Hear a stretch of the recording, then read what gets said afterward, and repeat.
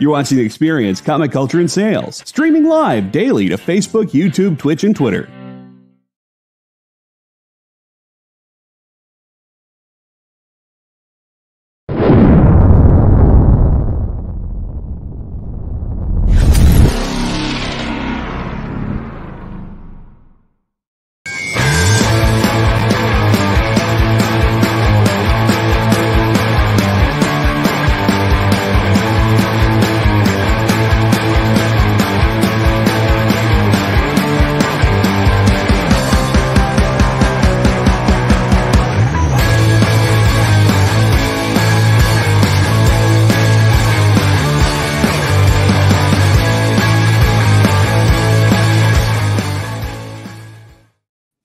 Everybody, surprise!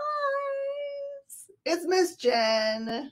I know you guys have enjoyed my staff members doing Minute to Skim It way more than me, but you're stuck with me today because everyone is doing crazy stuff. Jenna is celebrating Hanukkah, so you know this show happens after she should be home, so she's at home. Happy Hanukkah, everybody! And it's busy in the shop, so it's totally me today. I read some awesome books this week, though, so I'm excited about telling you guys about them. You guys ready? Let's do it. All right. I don't even know where to start. So many crazy things. All right. Oh, and this is a reminder at the beginning of the show to do some likes and thumbs up and hearts and all those things. Share with your friends so they can subscribe to this part because this is super helpful so that people know what is coming out this week to their shops where they shop locally and they can pick those things up because everybody knows local comic shops only survive with you. Ta-da. All right, here we go. I'm going to guess this woman's name is Julieta. I think that's right.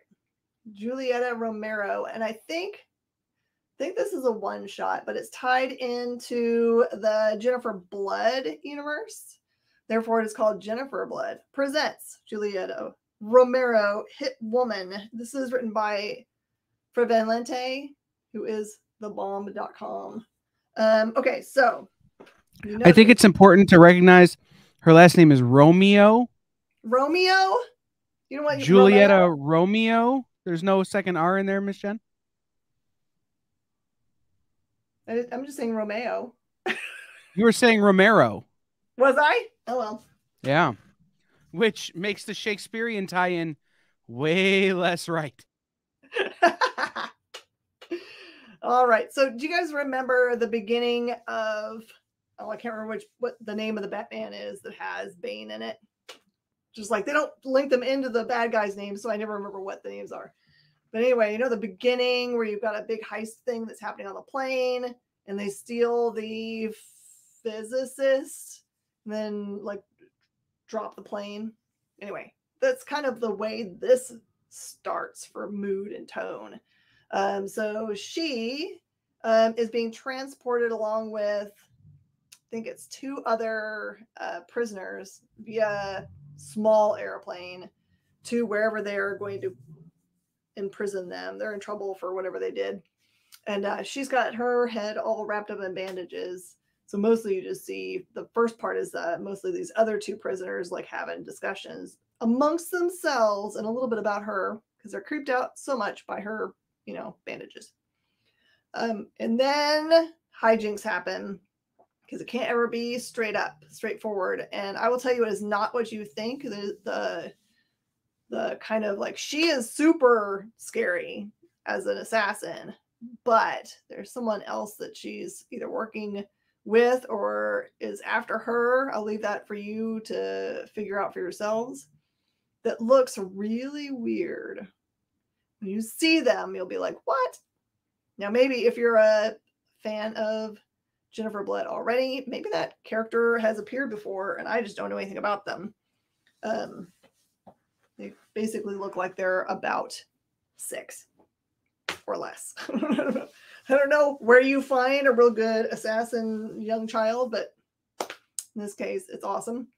I I would say even if you have never read any of the Jennifer Blood universe from Dynamite, you would probably love it.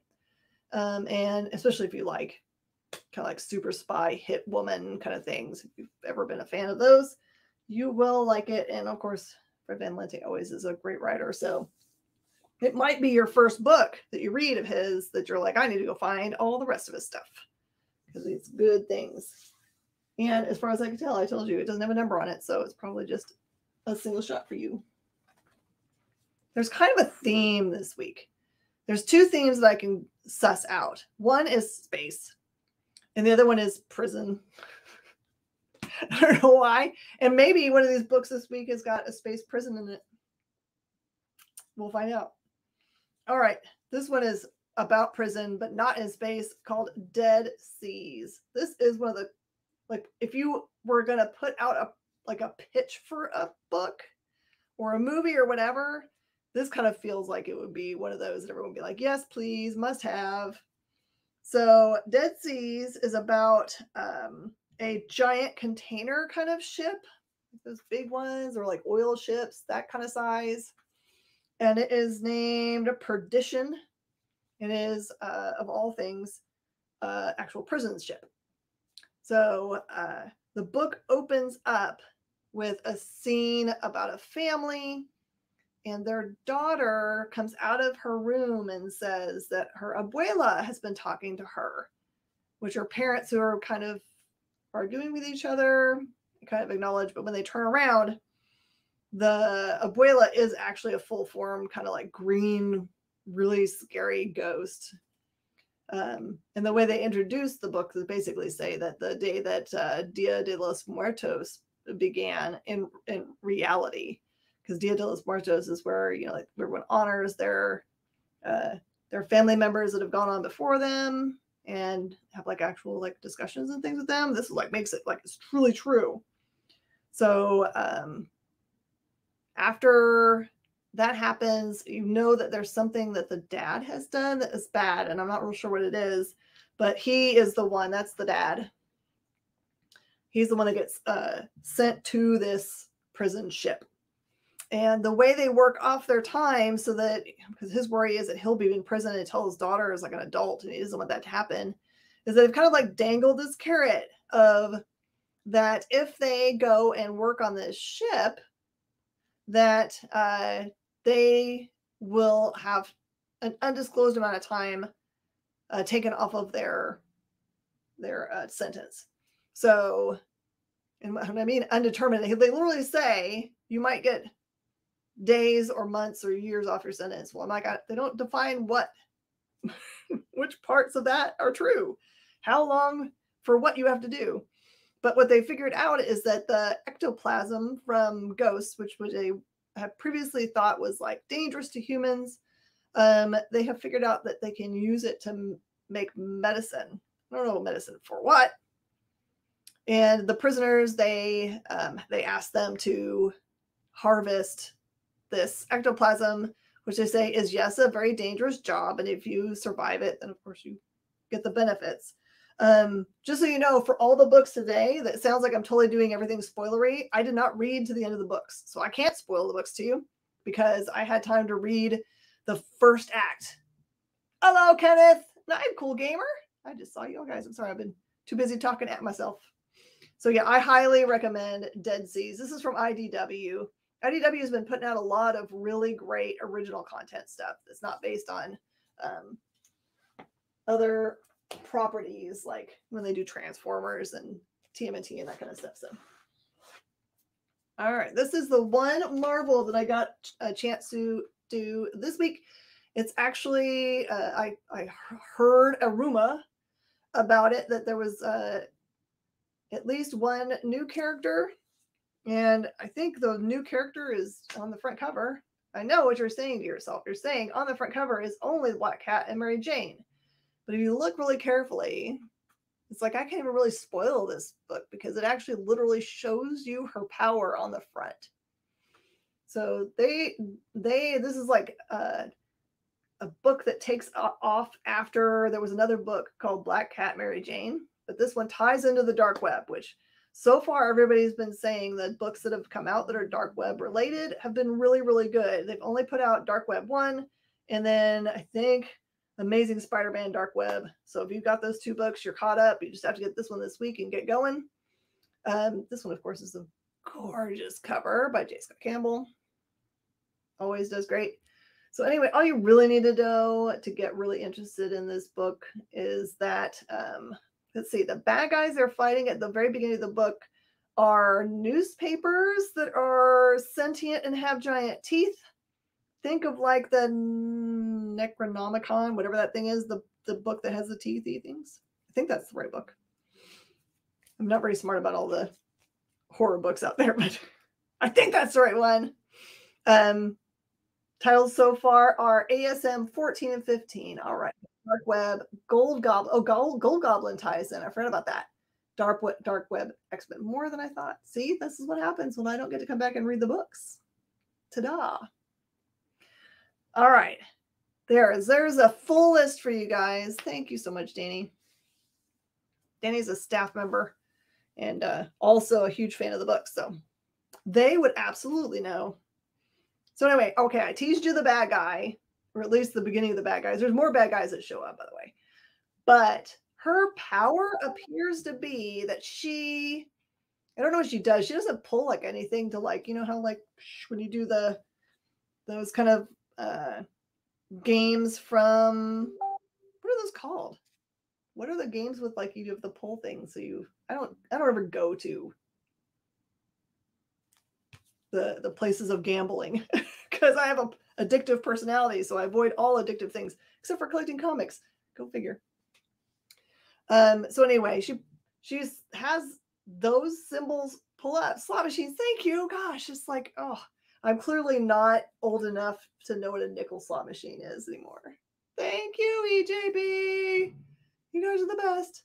So she doesn't pull an arm like a slot machine would be, but something happens and she has the 3 symbols just show up. And whatever those 3 symbols represent, that's the power she has for however long that part lasts. Some of them are really awesome. Some of them are what? But okay, so it's just like a power that you just don't know what you're going to get.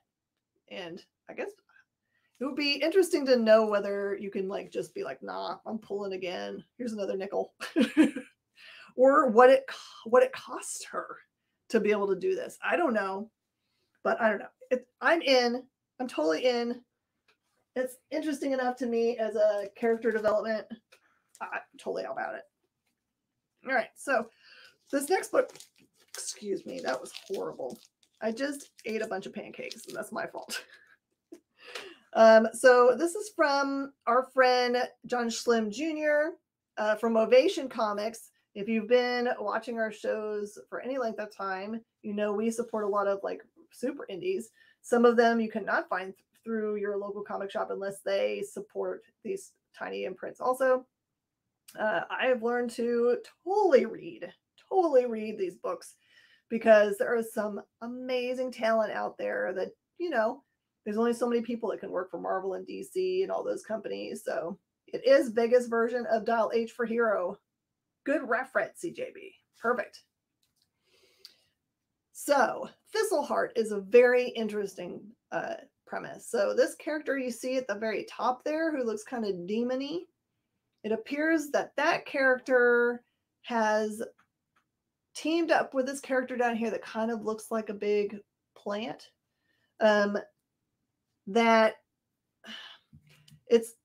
demon character is supposed to be leading the plant character to somewhere very specific, but that character is up to no good. And you find out that this character right here is really, really powerful. It appears that one is maybe has been disembodied for some period of time and is growing a new body that has been semi-provided for or chosen by 2 different creature kinds or species. One are called, has something to do with crows, black birds or something like that. So you can see the bird-like features that that creature has. And then the other one is called the Briars, and that's the what looks like a cool like plant body. So anyway, the cool part about this is that it's not your traditional hero or super powered being, because that character looks so weird. But you'll find out how powerful that character is in this book. I really like Thistleheart, so I think maybe that character is named Thistleheart. We'll see how long they survive here. Anyway, really great art. Okay. I didn't think it was going to be true, but I think it might be true that this is my favorite book this week, although I like a lot of them. I really do like a lot of them this week. All right, this one is called Pulp Bites. We got all of our Scout in. We get ours like in one big swath every month or every couple of weeks or so. So if you're seeing a lot of number ones for Scout, that is why we get them all directly from Scout. That means we get them with no damages. This is called Pulp Bites. There are 2 stories in here. Okay, 2 stories. This is by Pat Higgins, who I think, just because there's only one thing on there, it just says Pat Higgins. Probably Pat does both parts, writing and the art. The art is exactly like this. It's that really heavy line art. I'm trying to remember who does art just like this. My brain says Harvey Pekar, but I don't think that might be true. That might be somebody else. But anyway, there are 2 stories. I can't really tell you anything about them because the thing about them is they're both spoilery, because they're kind of one of those, oh, how do I describe this style of story? Kind of like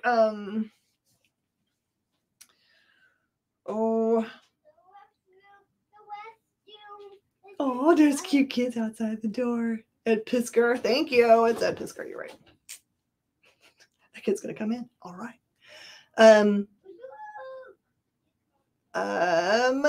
Why can't I think of the name of this style of story where people think, oh, it's the series of shows that we watch every New Year. They run them back to back. There's a big clock at the very beginning. And a person that always is a narrator. Dadgummit. You guys know what I'm talking about. I haven't had much sleep. But where you think one thing's going on and then you're going to get a twist, and it's usually spooky and scary. So highly recommend the Pulp Bites. And if I stop thinking about... Are you struggling to come up with the Twilight Zone? Yes, thank you. Why can't I think of Twilight Zone? That's like the second time in like a week or two that I couldn't think of the words Twilight Zone. I'll be honest, it took me longer to think of it than I would have liked for it to. Okay, so it wasn't just me today. No, it's not just you. I'm like, oh, I could see it. I can hear the voice. You're entering. And then I had to say the line to get there. I was actually worried that I was going to come up with a person that was the narrator before I was going to come up with the actual show. Thank you, Kyle. Oh, that's going to bug me. What is that guy's name? See?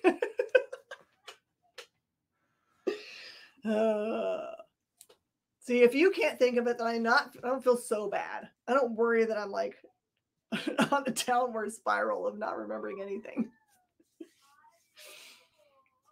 When you know it, you just pop on and yell it. Or maybe you guys know.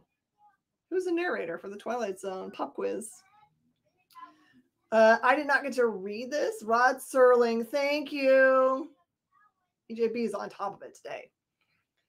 Just a reminder that this is Berserker number 11, which is out this week. I'm going to be reading this after the show, but I wanted to make sure you guys had a heads up. It appears that, so originally Berserker was slated to be just a 12-issue series, but I think that I saw something in passing the other day that Keanu kind of hinted around that maybe it's not over at issue 12. So, oh yeah, and Jordan Peele, that's right. I don't know that I got to watch, but just a couple of the Jordan Peele ones. Did he do more than a couple? So anyway, grab up Berserker, because it's very clear that unlike many other comic book series that have a famous person attached, not all of them actually are as involved as you want them to be. Like they may have just said, I have a pitch for a book. Is there someone that can write it? And that's just fine. That's totally perfect.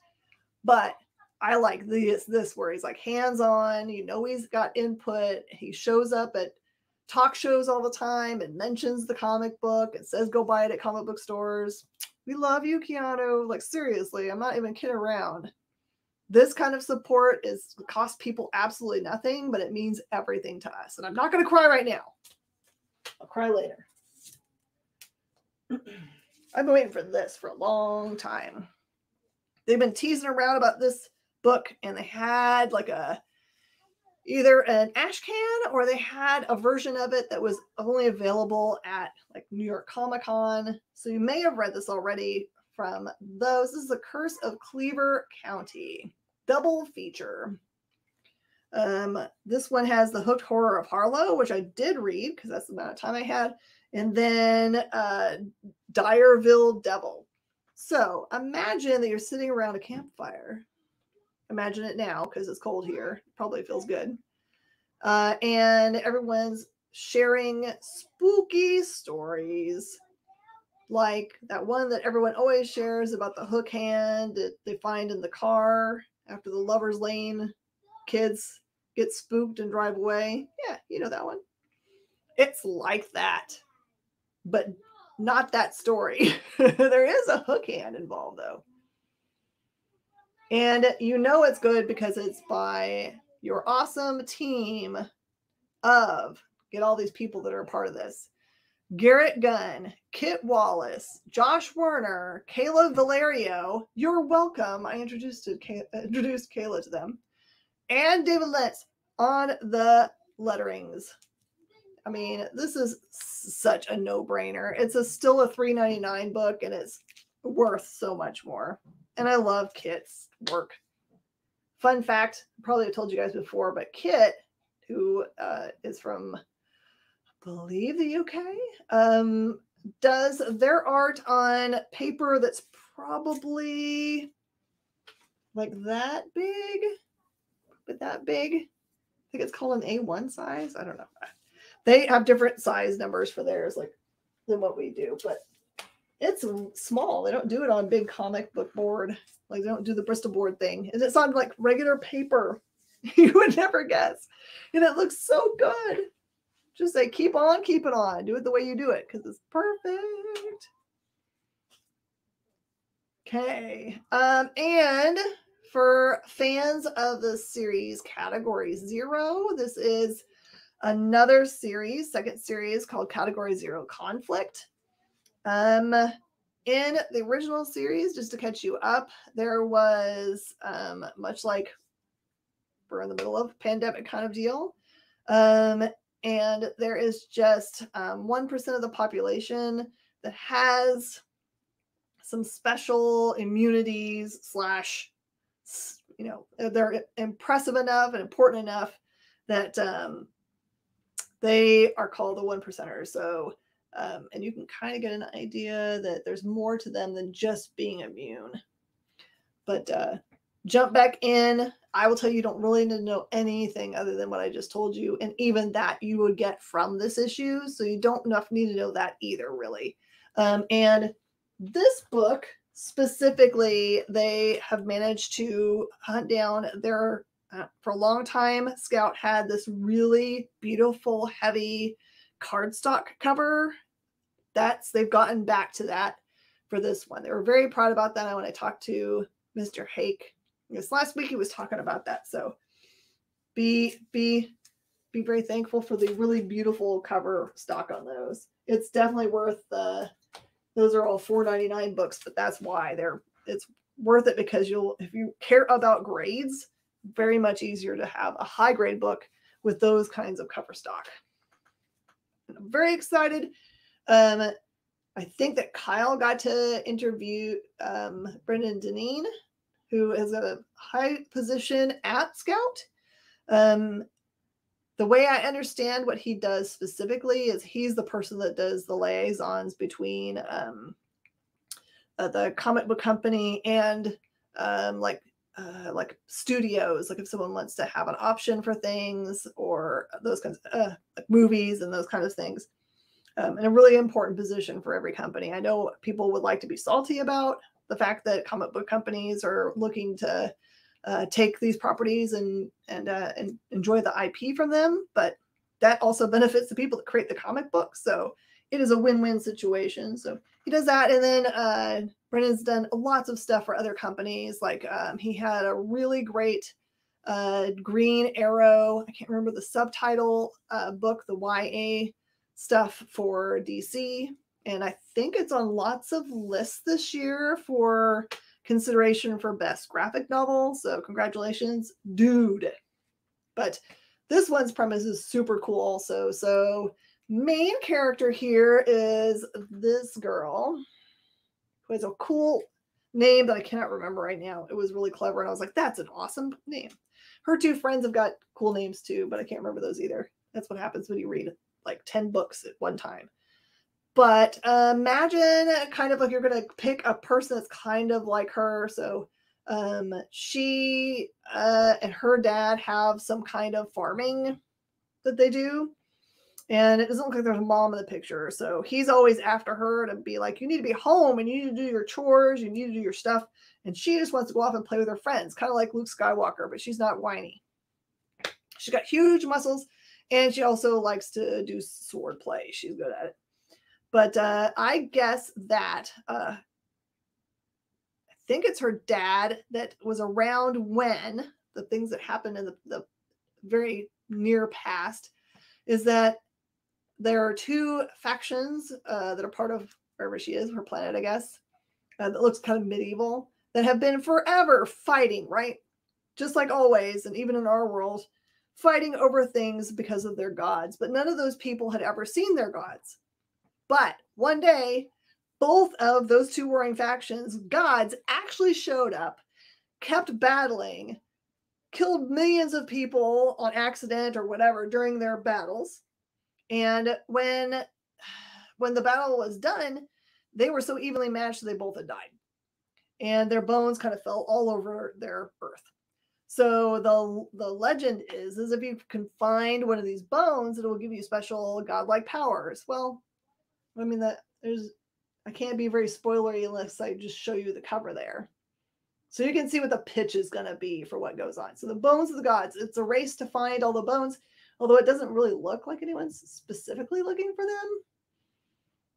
And it's going to be probably her and her friends and their adventures because of that. So awesome book.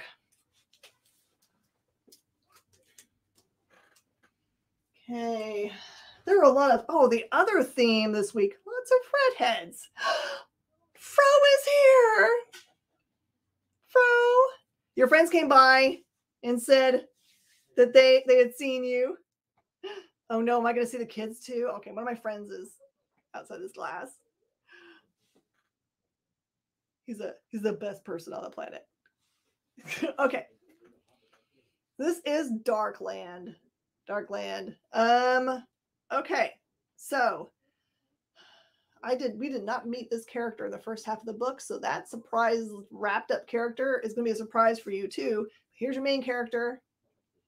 She gets tasked with hunting down and bringing to them, I think, with as little damage as possible. This character has, I think it's called diachromia, when you have two different colored eyes. And when she's tasked with this, she says she feels like that person looks familiar to her. She doesn't know how. So this is one of those. Are they going to get together and form a band like it looks like on the front cover there? I don't know. But that's written by Nicholas Black, and it does have that really buttery soft, awesome cover.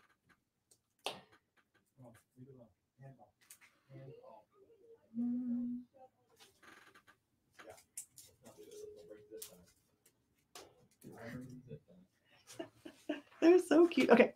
And Junior, I've been looking forward to for a long time. This one is very interesting. So this one looks like she is kind of like put on a planet of, like, she's been sent out to a planet, And with her, she's got this, I don't know if it's just a real baby pygmy hippo or what, but the pygmy hippo talks.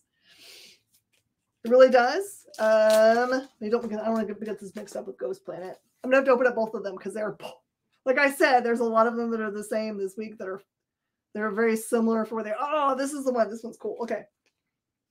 So the cool thing about this book is that the planet that they're on actually is peopled with dinosaurs. So not only do you get space and space exploration and cute pygmy hippos, and you get awesome space drama.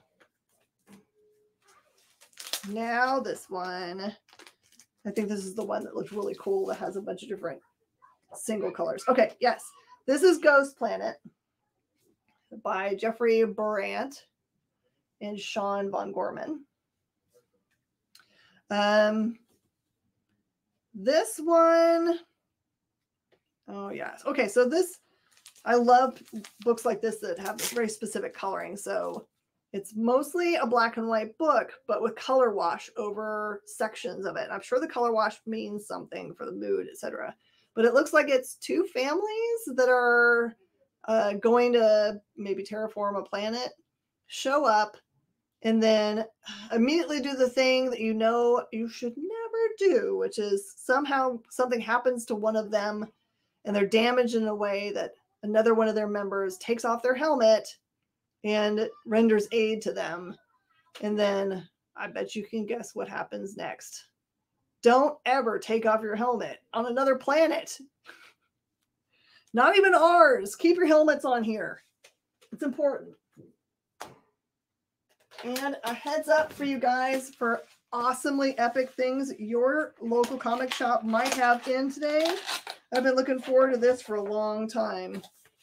This is a very special print of Swamp Thing. It's called Absolute Swamp Thing. This is Len Wein and Bernie Wrightson. It comes in this special box. Hey, Ken. And it is a slip-cased book. So they're $100 things, but if you were ever going to spend $100 on something for someone for Christmas that would make them lose their ever-loving mind, that would be one of them. And another thing to keep your eye out for, we've been waiting for this for a long time. This is volume 2 of the Miles Morales Spider-Man omnibuses. In my experience, if you miss number 2s of omnibuses, you're just not going to get it until they print it again, which who knows when that'll happen. They usually make a print run and then they're done for things that are not number 1. So, and then also another thing you might have been waiting for, the She-Hulk by Dan Slott. Superhuman Law. Another great omnibus. We used to not buy omnibuses, but it feels like people now, as long as it's one that they really, really love, are all about them. And then the finish of the first segment of Captain America Symbol of Truth. I understand that soon both Captain America Symbol of Truth and Captain America Sentinel Liberty are going to start crossing over and having some event that they're doing together. My good friend Austin Janowski has this book, which you've seen before has just been a single shot of Stan Lee. This is the full trade paperback. So this is about Jenny Rose. She says she's not into dolls, latest cell phones, or coolest games. She loves spending time with her family and learning about their traditions from her grandfather. There you go. He passes on a secret ritual that only one family member in a generation can do, bringing Stanley the Snowman to life. So there you go. This is a great, good for all ages book that's out right now. It's actually great for all year long. It doesn't have to be for the holidays. And then some cool mangas are out this week. Kyle, did you read any other books other than the ones that I have read? You want to join in?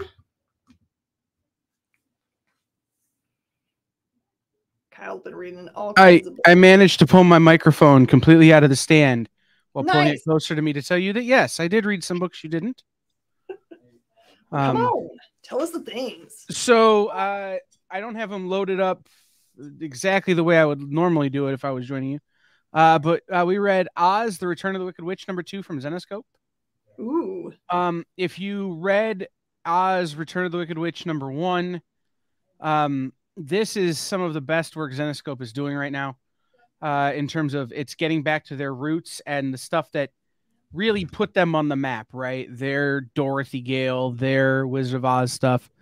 And the art in it is, I'll be honest, the art is a little mucked up by the dialogue. Who's dialoguing? David Wool. Oh, okay. You could totally read this book without a single word balloon. It doesn't hurt, but you could totally do it. We also read Gun Honey #4 from Titan. Again, this is one of those pulp books that if you're reading, if you're into pulp, it's a great read. I will say, it does follow now I'm going to blank on a name. The guy who directed Transformers. Michael Bay. Michael Bay. How can you not remember Michael Bay? Blickety blam. Well, it's boobs, boobs, boobs, guns, boobs, boobs, boobs, explosion, boobs, boobs, boobs, killing, boobs, boobs, boobs, explosion. Which seems to be the Michael Bay model. Kind of. Savage denim shorts, Kyle. Huh? You forgot denim shorts. It's true we did forget jorts, but they didn't feature in this book. Oh. Because basically it was all boobs. But the story is taking place in it starts off in a showgirl show set in the 60s where that would have been a thing. So it's not like it's gratuitous, it's storytelling, but it's gratuitous. Savage Tales, Winter Special one shot from Dynamite. I almost read that one. If I could have fit it in, I would have. It looked cool. It had a really fun Draculina as a professional wrestler story. Oh, I know you like that. And it had a really fun Deja Thoris, John Carter, Honeymoon on Mars story, which was super cool. We read the Witcher Ballad of Two Wolves #1, which is a it's a #1 in the Witcher series, which was my first introduction to the Witcher. I've never read a previous Witcher series. I've never watched the show, never played the video games, none of that. Wow, I'm interested to see what you have to think. What do you think about it then? It was a great introduction. It's the Robin Hood story, or the Red Riding Hood story. Sorry, not Robin Hood, other person. Red Riding Hood story. But you throw the Witcher into that story, and it's incredibly interesting and fun. So it makes me want to read more and go back and read some previous stuff. Mm-hmm. I'll come back to the next book on my list, but Sonic the Hedgehog, Scrapnik Island. Oh, yeah. Sonic, well, really in this book, Tails versus Mecha Sonic. Okay. And Mecha Sonic finally speaks after 3 issues. Sets you up in a way that you're not okay with. Sonic should not make you feel feelings, but this one totally does.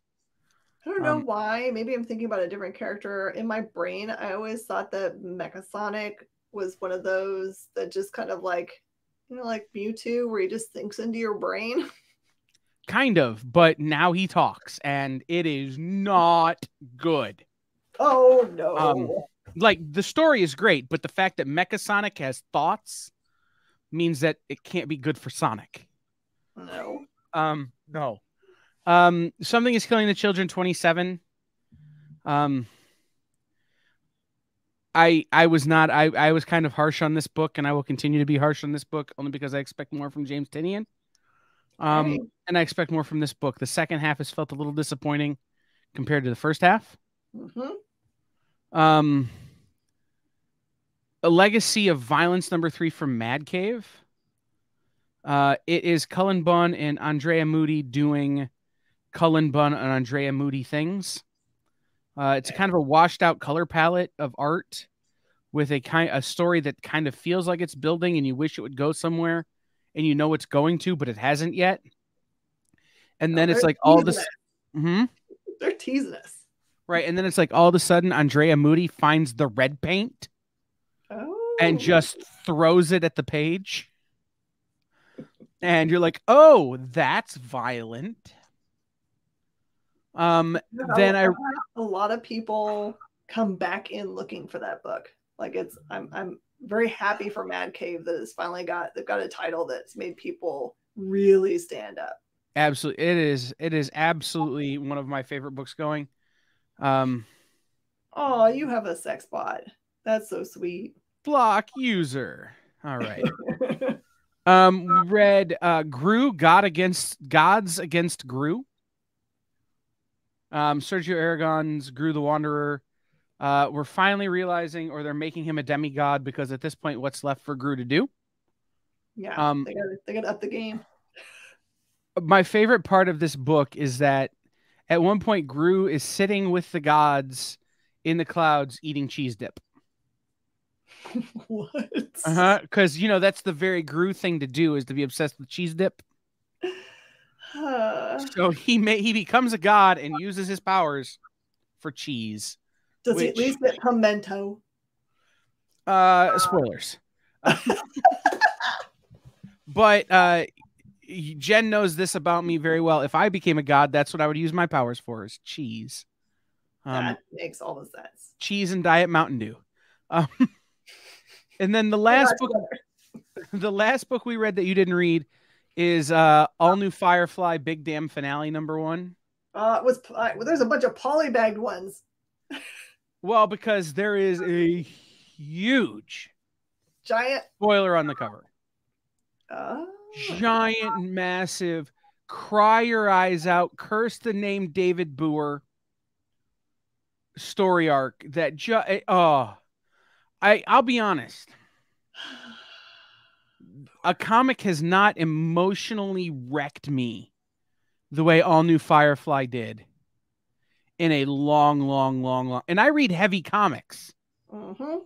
But this book just rips your heart out and spits on it. Man. And it's so good. And if no one ever writes another Firefly story except for David Boer, I'm good with it. Yeah, I think he's firmly planted his flag on that field. Well, the series All New Firefly with Kaylee is the captain and Mal kind of taking a back seat, and the Malinara story finally becoming what we always wished it would become in the show, and all of this kind of stuff that, like, all right, David Boer, we see you.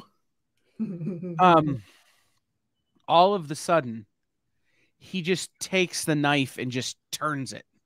Well, like all good writers do, they got to kill what you love. I'll be honest. The movie Serenity, what happens in that movie, is not as traumatizing as what happens in this book. Oh my gosh, they have 2 deaths in that one. Right. I'm still not okay with Book being gone. Well, when there's a thing about that one, and we talked about this, that they had to in the books write Shepherd Book out because Ron Glass died.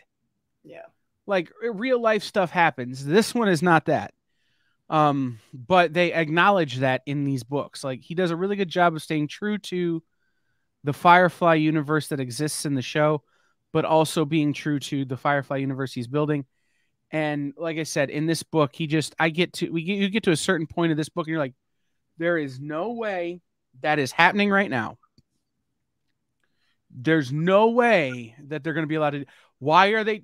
Stop it. Like, I had to take a break after I read it. By the way, if you just happen to pick this book up, you end up liking it, do find all the rest of Boer's stuff, because there is a ton of really great stuff, and he always brings heart to it, where you really actually care about the characters instead of just being like, oh, this is a fun bit of fluff. Right. What's interesting about this book, right, is it's called Big Damn Finale. It actually, there were 5 issues in the All New Firefly series. This would have been in issue 6, but it's oversized. So they decided to make it a standalone one-shot. Okay. After the series. So this is actually paying off a 5-part miniseries that already existed. So if you pick this up and you're like, oh man, I got to see what he's doing, go back and get that previous series. Like, I'm sure Miss Jen has the back issues or can get you the trade when it comes out. And read that series. It was, I'll be honest, it was my favorite book of the week by a mile and a half. And I don't usually like it when comic books make me cry. No. So I live for it. Mr. Brucci's on. Everyone give thumbs up. He loves the thumbs up. I like the thumbs up. I like hearts too. It's my favorite. It's weird because I have my phone and my on. back. People could be given a whole bunch of them. I would never know because I'm on a different screen.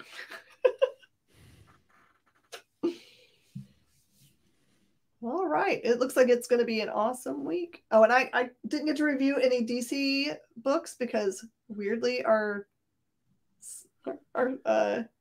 company, our distributor, I don't know how or why, we mentioned it to them today. We're like, you know what? It says that you sent us our books, but really all you did was send us the graphic novel for Swamp Thing. Can we have the rest of our books, please? And they even like sass us about it, like, it's immediately coming to you. Oops.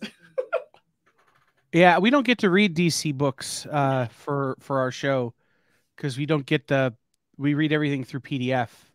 Mm-hmm. We don't get them. But believe it or not, that is my one trade paperback that's on my list this week is Superman Birthright. Oh, nice. The deluxe edition hardcover. Mm-hmm. So, and actually Rogues from DC. It's a hardcover. So Rogues, I totally understand. That was one of those black labels that I recommended to everybody. And I'm not really myself a very big DC person. So I was just like, but everyone should have that. Right. But what is Birthright about? So Superman Birthright is it's the run that Mark Waid did with Linnell Francis Yu. Collects Superman Birthright 1 through 12, which was the future state stuff. It's Superman way off in the future. Rediscover the story of Clark Kent, a farm boy from Kansas who's writing his own destiny as the world's greatest superhero. How do you manage expectations of yourself when you're a powerful Man of Steel? Follow Clark as he travels the world, learning about what it means to be a hero. He'll navigate his life at the Daily Planet, meeting lifelong friends. You know, it's the same thing always, except that it's set in the future. Okay. So I'm excited for that one. I really want to get a Superman book that is sort of an unadulterated Superman. In the sense that I would like to have a book that my nephew is 2. That in a few years I can sit with him and read to him that is new-ish. But also it's that classic Superman. So any kind of new look on that is good for me. Awesome. One other book to throw out there, just that I know is on order for me tomorrow. They have the Death of Superman 30th Anniversary Deluxe Edition hardcover. Oh, perfect. So, though I'm actually getting 3 DC trades, and I don't buy DC that often. I'm going to say that's not usually your list. Well, and then there's like Books of Magic. There's another Books of Magic volume out. Like, it's a weird week for me, man. I guess it's not true because you went and bought when Sandman came out. You got both versions of all the Sandman. So I'm a Vertigo kid. So when it's a DC book that is a Vertigo book or a Black Label book, I'm in. Right? It's the other stuff that I don't generally go in for. Your underwear on the outside superheroes. Except for when it's something again like the Death of Superman, which is just an iconic book that's good to have on your shelf as a hardcover. And then like the Superman book, again, I'm looking for something specific.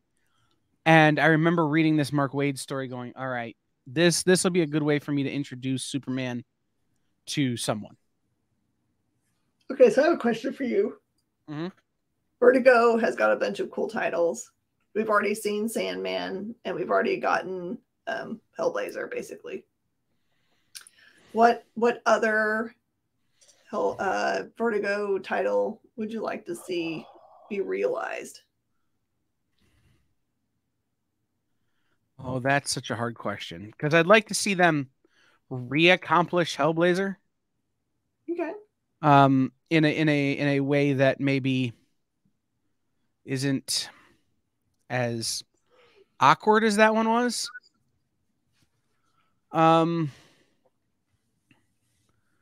Oh boy. Oh. And see, they did iZombie, which was a Vertigo book, and they've done Lucifer and Preacher. They've done 100 Bullets. They've done Constantine. Like I would like V for Vendetta is done. Yep. It's been a long time since I've read them, but I remember loving Black Orchid and is it Moonshadow? Yeah, Moonshadow would be a good one. I'd like to see a Flex Metallo spinoff of Doom Patrol. Or, and again, this is one that's only me. I'm the only, I recognize that I'm the only person maybe outside of Grant Morrison that would say Joe the Barbarian. Because it wasn't well received. It wasn't even his best work, but it was super fun. Mm-hmm. There was some maybe Tank Girl could come in from there. Some of the Peter Milligan stuff. Mm-hmm. I don't have a good answer for that, to be real honest. Because I think there's stuff that they should redo and do better.